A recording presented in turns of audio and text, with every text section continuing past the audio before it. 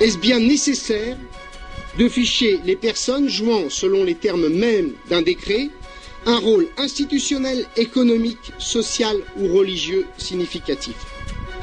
N'y a-t-il pas là, selon moi, un curieux mélange des genres? Avec ce petit coup de pied dans le fichier Edwige, Hervé Morin a bousculé la majorité. Et le gouvernement va devoir reprendre sa copie. Depuis la rentrée, les dossiers s'accumulent. Crise géorgienne, financement du RSA, affaire tapis. Alors, Nicolas a passé la consigne à tous ses ministres. Silence dans les rangs.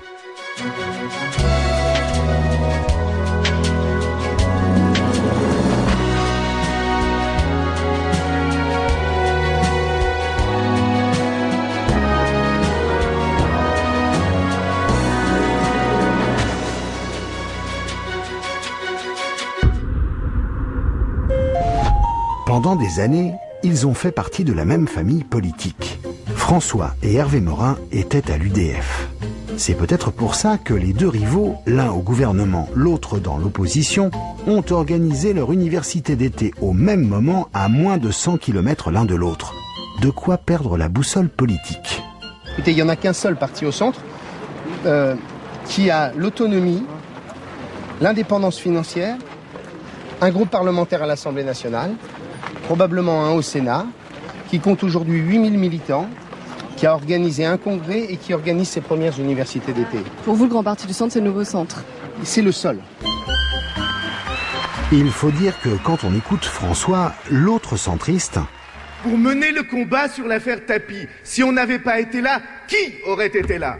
Pour mener le combat sur le dossier Edwige, si on n'avait pas été là, à la fin, d'autres associations l'ont fait. Mais pour faire sortir le sujet dans le public et sur le financement du RSA, si nous n'avions pas été là, qui aurait été là?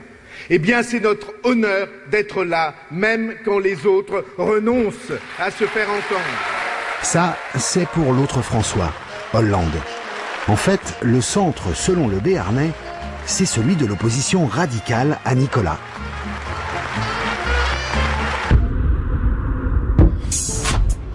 Le prénom était plutôt sympa.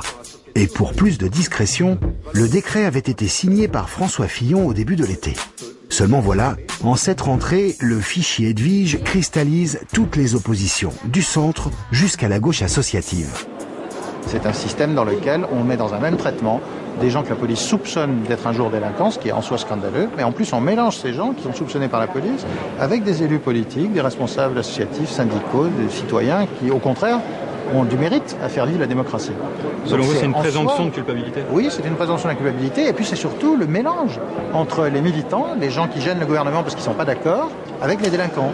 Comme si s'opposer au gouvernement, c'était devenu un délit.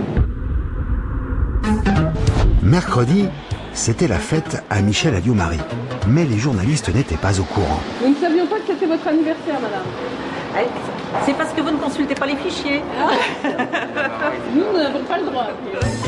Une petite plaisanterie en attendant ses invités au déjeuner des femmes du gouvernement. Un moment de répit pour la ministre malmenée par l'Élysée qui lui a demandé de revoir d'urgence le dossier Edwige. Non, écoutez, le vrai, si on devait parler d'échec, ce serait simplement le fait que j'ai sous-estimé au tout départ, les fantasmes qu'il pouvait y avoir autour de ce vieux fichier des renseignements généraux. Enfin, du nouveau centre à l'extrême gauche, ils sont quand même nombreux à fantasmer, Madame le ministre.